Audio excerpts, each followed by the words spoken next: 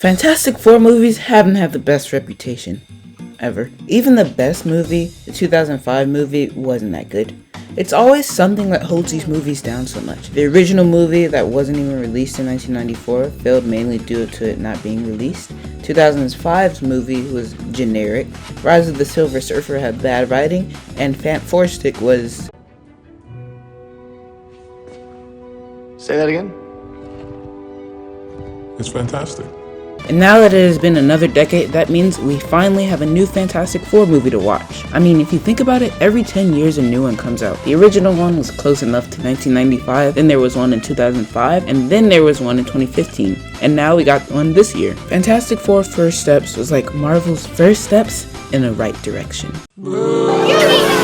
But nobody but me likes Captain America Brave New World, and I haven't seen the Thunderbolt. Anyway, this movie definitely breaks the curse of having terrible Rotten Tomato scores, getting an 86%, and after watching it, I can definitely say that this is the best summer movie out of the big three. It does a lot right. I love the retro 60s style, and the places we see are insanely creative.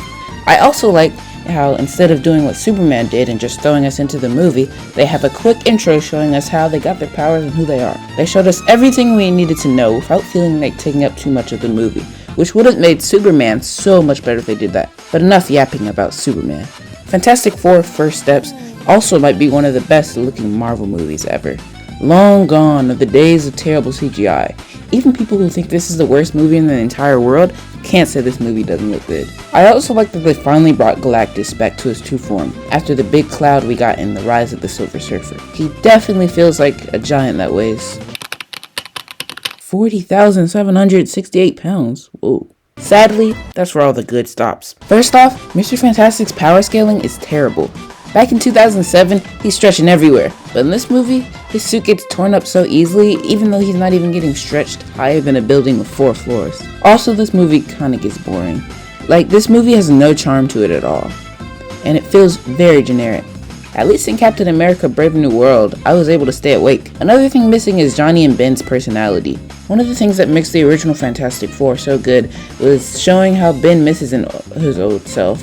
In this one, he's way too mature, especially Johnny. Chris Evans did an amazing job playing young Johnny, and him and Ben's personality and playful charm was very great. But in this movie, he's way too mature. He doesn't play around or mess with Ben at all, which makes Susan not feel like she's the older relative to Johnny. Then we have Reed.